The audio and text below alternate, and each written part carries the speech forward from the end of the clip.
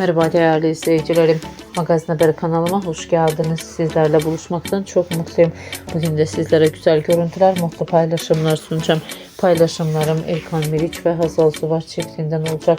Birbirine yakışan çifte kumruların güzel görüntülerini, mutlu paylaşımlarını umarım sizler de beğenirsiniz. Sizlerden tek dileğim kanalıma abone olup like atmayı unutmayın. Hoşça kalın, sağlıcakla kalın arkadaşlar.